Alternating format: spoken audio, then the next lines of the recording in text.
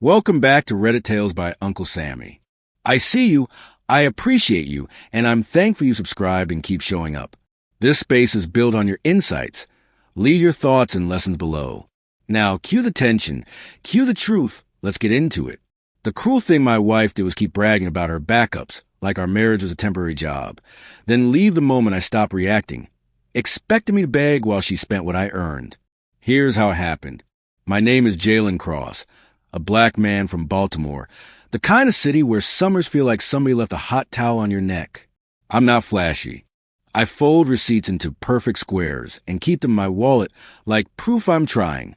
When I get anxious, I tap my thumb against my wedding band, 1212, like I can count my way out of problem. I also laugh at the wrong times. It's a flaw.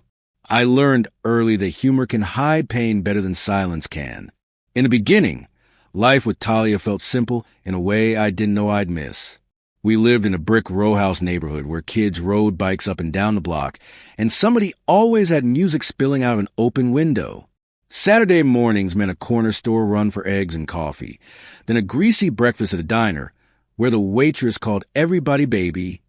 Talia would slide into the booth, smile wide, and say, "You know I'm spoiled, right? Like it was cute, like it was harmless. Before you judge me, wait, if you've ever been humiliated in public by the person you loved, stay right here."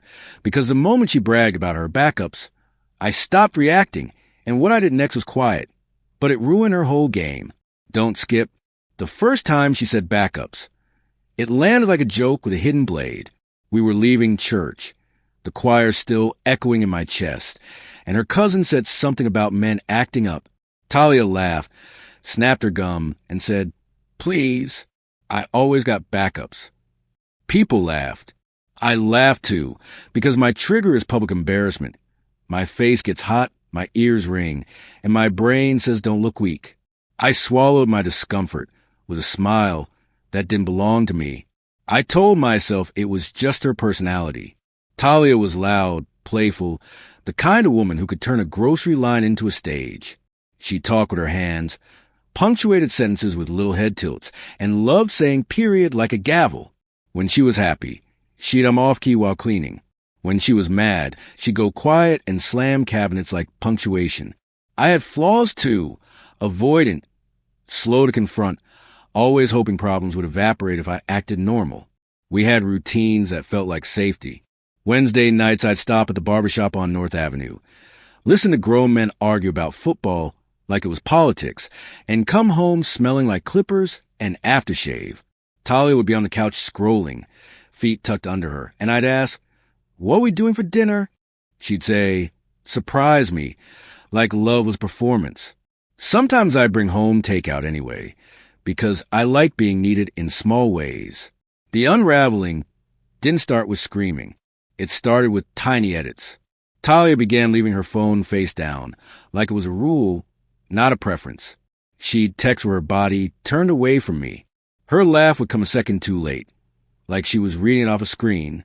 If I asked what was funny, she'd say, "Nothing," with a smirk that felt like a door closing. I noticed, but I didn't name it.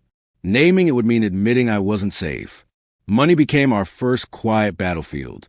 I'd open our banking app and see transfers that didn't match our life. Hair appointments that cost more than our groceries. Brunch charges that came with daylight and secrecy. When I asked, Talia would wave her hand like I was a child tugging her sleeve. "Relax, Jalen. It's temporary. I'm going to put it back." Her voice was always calm, like my concern was irrational. My heart would pound, and I'd still say, "Okay," because conflict made me feel like I was failing at being a husband. The bills started stacking.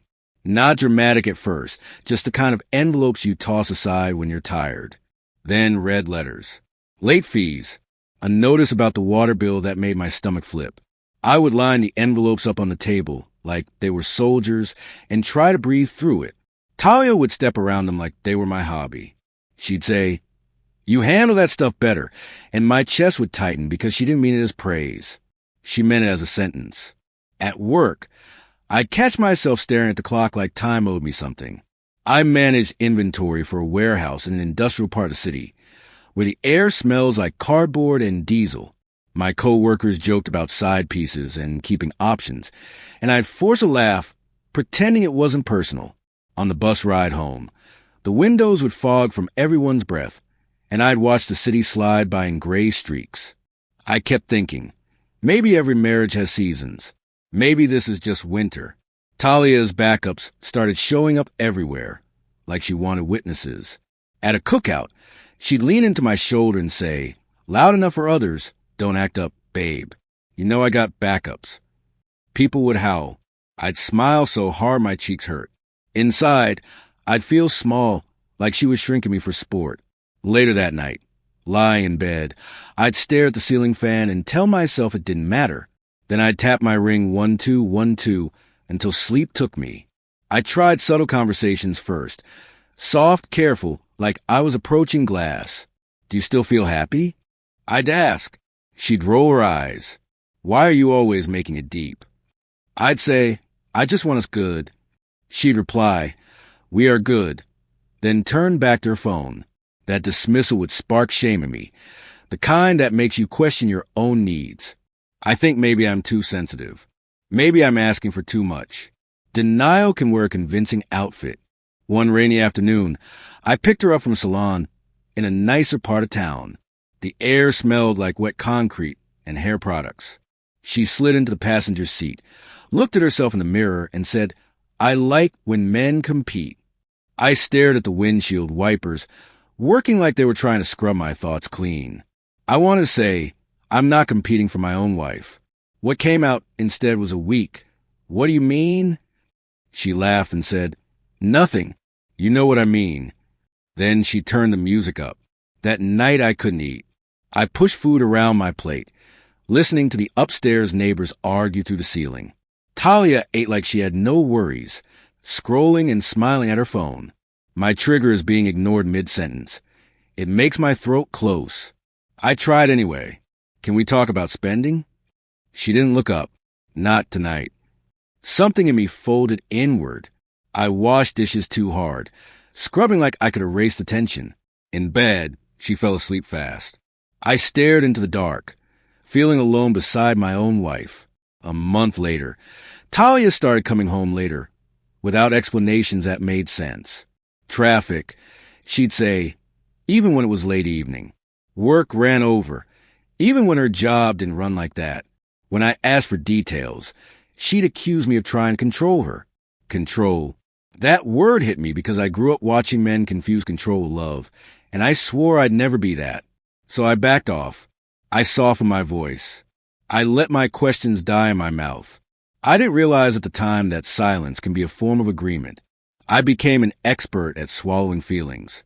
At the barbershop, I'd nod along to jokes, pretending my home life wasn't a slow leak. At church, I'd stand during prayer and feel the sanctuary hum, shuffling feet, soft amens, a baby crying, and wonder why peace was easier to find in a pew than in my living room. Talia would smile at people like we were fine. She had a talent for appearances. Me, I had a talent for enduring. The first time I saw Kenzo Mays, it wasn't dramatic. It was a glimpse. Talia's phone lighting up a name I didn't recognize and a heart emoji beside it. She snatched the phone like it burned and said, "Don't be weird." Weird. I hated that word because it made my instincts feel childish. I apologized without meaning to. She accepted it without mercy. Later, while she showered, I sat on the edge of bed and stared at my hands like they belonged to someone else. Winter came hard that year. Baltimore wind doesn't ask permission. It cuts straight through your coat. I'd come home with my shoulders hunched, carrying groceries, and find more bills. The heating bill. A credit card statement I didn't remember agreeing to. Talia would be on the couch, nails clicking on her phone, and say, "We'll figure it out." But she never said we like she meant it. She meant me. At night, I'd hear the radiator hiss and feel my stomach, not like it was holding its breath. Friends started pulling away from me, too.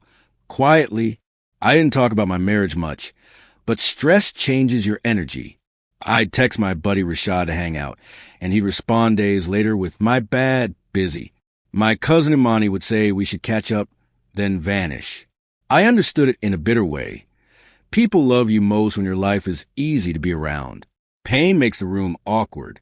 So I carried it alone like a backpack I couldn't take off. The night Talia finally said it plainly, we were in the car outside a late-night food spot in a busy neighborhood. Streetlights made everything look yellow and tired. She was snapping her gum, scrolling, and she said, casual as weather, if you ever slip up, just know I got backups. I stared at the steering wheel. My chest got tight. I felt rage and humiliation and something worse, fear that she meant it. I wanted to yell, why are you threatening me? Instead, I said, okay, like a man practicing surrender. After that, something in me went quiet, not numb, just still, like a lake freezing over. I stopped trying to win her back with extra chores and nice gestures. I stopped forcing laughter. I started listening. When she spoke, I heard the contempt under the sweetness. When she smiled, I noticed when it didn't reach her eyes. I began to watch my own behavior, too. How I avoided conflict, how I apologized too fast, how I blamed myself for her disrespect. That self-awareness didn't feel empowering yet. It felt like grief. The next month, a bank alert buzzed my phone during work. Another transfer. I stared at the screen. The warehouse noises fading behind my ears. Pallets thumping. Forklifts beeping. Men shouting numbers. All I heard was my heartbeat. I went to the restroom, locked myself in a stall, and sat there with my elbows on my knees like I was holding my life together. I didn't cry. I couldn't. I just breathed and thought, if I keep letting this happen, what am I teaching her about me? That evening, I took the bus to a small bank branch instead of going home. Outside, the air had that early spring dampness, like the city was thawing reluctantly. Inside, the bank smelled like paper and cheap hand sanitizer. I asked quiet questions. How to separate accounts. How to protect direct deposit. How to freeze joint access legally. My voice stayed calm, but my hand shook. The banker, a black woman with kind eyes, didn't judge me. She just nodded like she'd seen this before. That made my stomach drop, realizing I was not unique. I didn't confront Talia. Not yet. I started collecting facts like armor. I printed statements. I saved screenshots. I wrote dates in a notebook I kept hidden under old manuals in my closet. My flaw is that I become meticulous when I'm scared. Like precision can replace courage.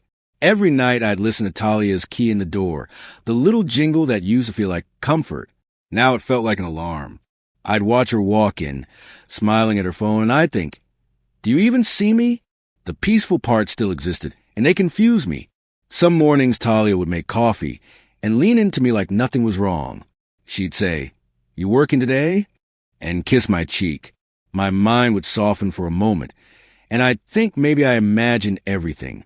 Then her phone would buzz, her smile would shift, and she'd step away, and the truth would slam back into place. That push and pull kept me stuck. I wanted to believe the good version of her was real. I feared the cruel version was the truest one. The day I found her post about Kenzo, my hand went cold. She'd tag a restaurant in D.C. that I'd beg her to try with me for years. The picture was bright and polished, her laughing. Kenzo's hand on her waist, champagne glasses like props. The caption said something about finally being with a man who knows how to spoil. My throat tightened. The room spun slightly. I stared at it like it was a prank. Then I realized it wasn't. My wife had turned my marriage into content for someone else's ego. When Talia came home, I didn't shout. I couldn't find my voice. I sat at the kitchen table with my phone face up, the screenshot ready. She glanced at it and sighed like I'd left a dish in the sink. So, she said, that single word was a punch. No remorse.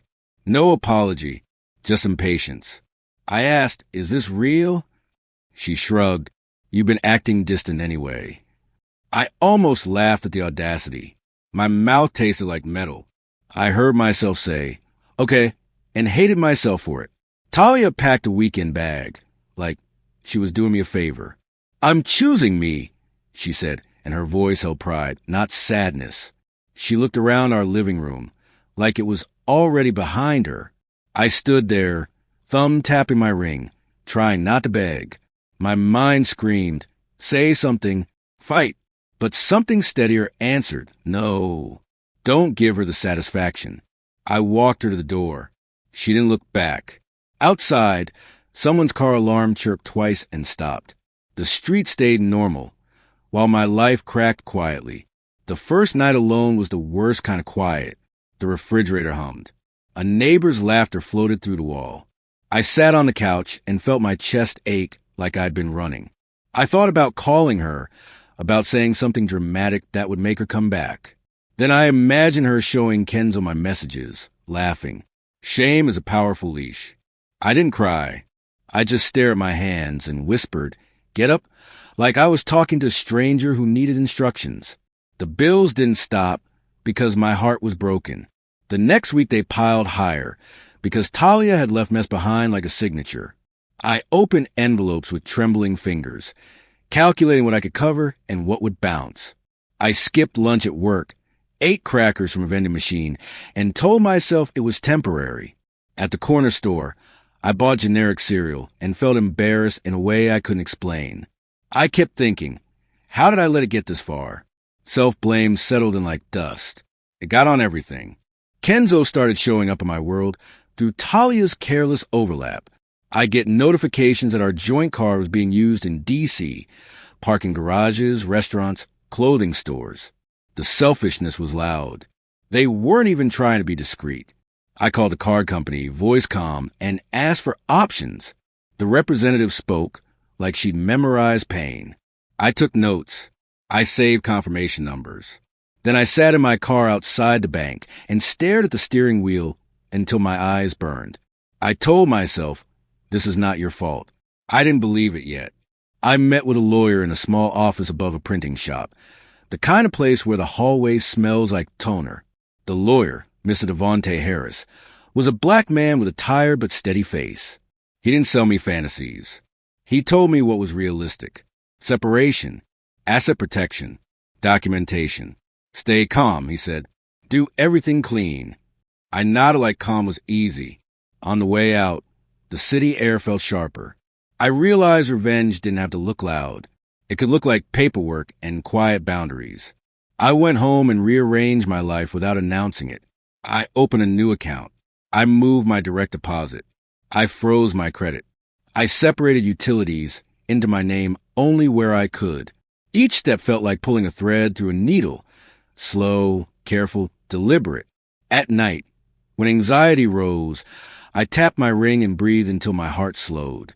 I stopped checking her social media. I stopped feeding my pain with pictures. That wasn't strength yet. That was survival. Talia called me after 2 weeks like nothing had happened. Hey, she said, sweet voice, I need the password for the account. I stared at my phone, feeling heat rise behind my eyes. I wanted to say, you left. What came out was, no. She laughed like I was joking. Don't be like that. I kept my voice flat. I'm not. There was a pause, then irritation. So what? You're punishing me? I almost said, I'm protecting myself. Instead, I said, I'm separating. She scoffed, had no remorse, and hung up.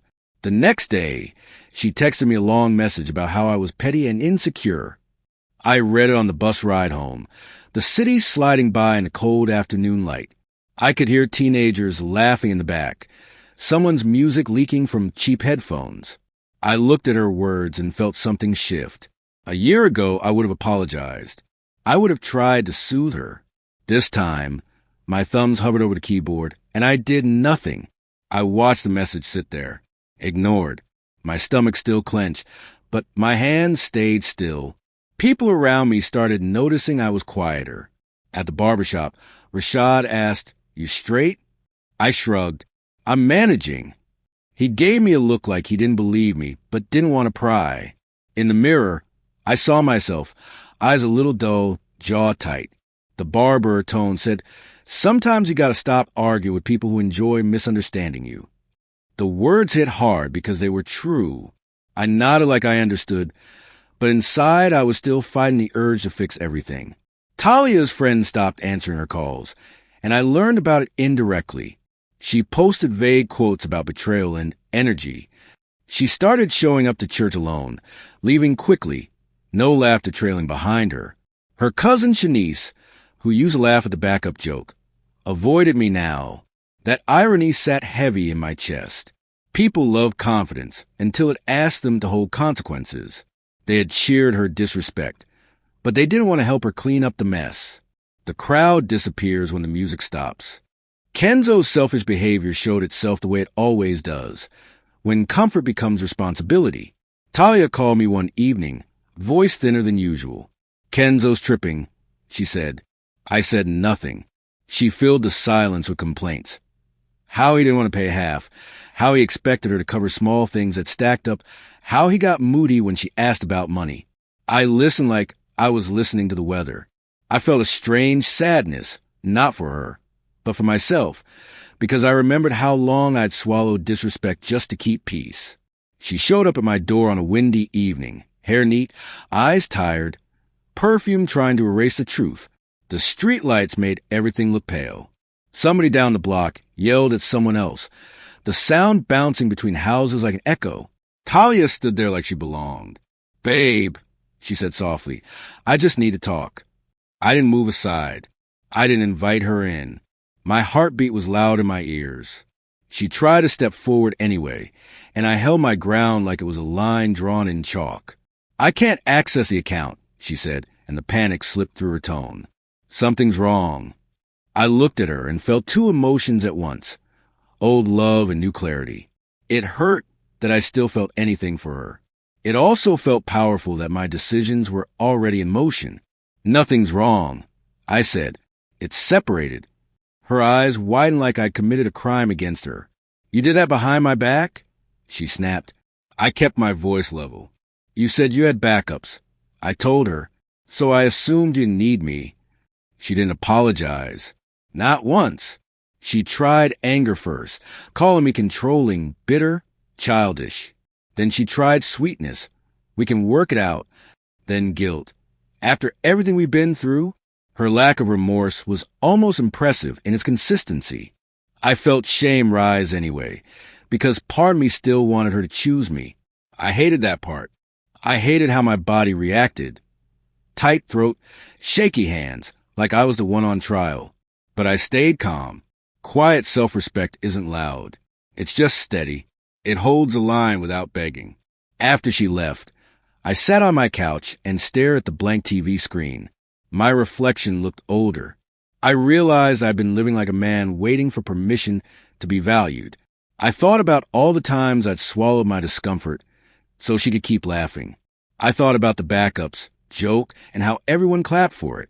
My chest hurt, but it wasn't just heartbreak now. It was anger at myself. Growth started there, ugly, uncomfortable, not inspirational. Just real. I whispered, "Never again," and meant it in a quiet way. The next weeks were slow consequences. Talia's texts came in waves, angry paragraphs, then silent days, and a hey like amnesia. I didn't block her. I didn't want drama. I just stopped responding. Each ignored message felt like pulling a thorn out one painful inch at a time.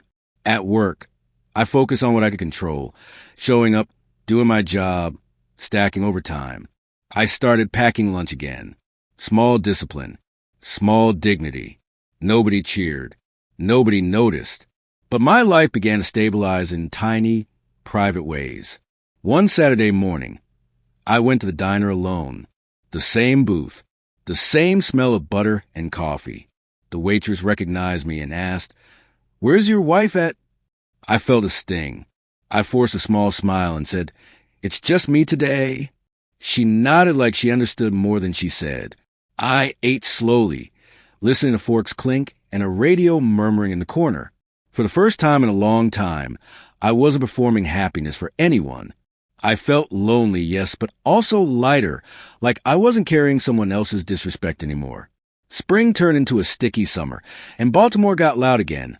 Ice cream trucks, kids shouting, porch music. I started walking in the evenings instead of sitting in the house, spiraling. I'd pass corner stores with bright signs, and groups of men posted outside talking like the world owed them patience. I'd pass churches with doors open, hearing faint singing from rehearsals. The sounds didn't fix me, but they reminded me that life kept moving even when I felt stuck.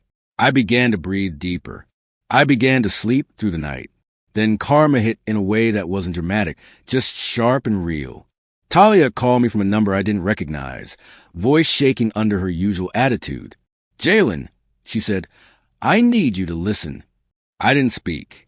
She rushed words out. Kenzo had gotten into legal trouble over money he'd been moving around, and somehow her name was attached to paperwork, leases, accounts, business, forms he'd had her sign like it was nothing. The kind of mess that doesn't care about excuses. I felt a cold calm spread through me. She tried to make it sound accidental. I heard the truth anyway. "So what are you going to do?" she asked, like my role was still to rescue her. My chest tightened. Old habits try to rise. Fix it, solve it, sacrifice. I stared at the wall and imagined myself walking back into chaos. Then I imagined the quiet life I was building. The choice felt heavy but clear. "I'm not doing anything," I said. She went silent, then angry. "You just left. Let me go down," she snapped. I swallowed the urge to yell. "You didn't care about me going down," I said softly. Then I ended the call. The guilt came later, creeping like a draft under the door. I sat in my kitchen with the fan blowing warm air and wondered if I was cruel.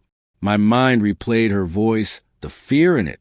Then my mind replayed her laughter when she bragged about backups, her shrug when I confronted her, her calm disrespect. I reminded myself, boundaries are not cruelty. There are consequences. I wrote that sentence on a sticky note and put it on my fridge. Every time my heart tried to betray my logic, I read it again. Talia tried everything except remorse. She sent long messages blaming Kenzo, blaming stress, blaming me for pushing her away. She never said, "I'm sorry I humiliated you." She never said, "I was wrong." She just wanted relief. One day she showed up again, eyes puffy, asking to come inside. I stood in the doorway and felt my thumb tapping my ring like it was counting time. "Please," she whispered. The word hit me hard because it was what I'd wanted from her, begging, but I didn't feel satisfied. I felt sad. "You can't come in," I said. After that, her circle got quieter. Even her loud friends stopped responding to her. I saw it when she posted about fake people and being alone. The irony made my stomach twist. She had loved the idea of options, backups, attention, until she needed stability. Reality tightened gradually around her, and she didn't have the patience for it. Kenzo disappeared the way selfish people do when the bills become real. And Talia, who had once bragged like she was untouchable, now faced consequences with no cheering section. That's when her regret started getting loud. My transformation stayed private. I didn't post anything. I didn't tell people details. I just worked. I paid down debt.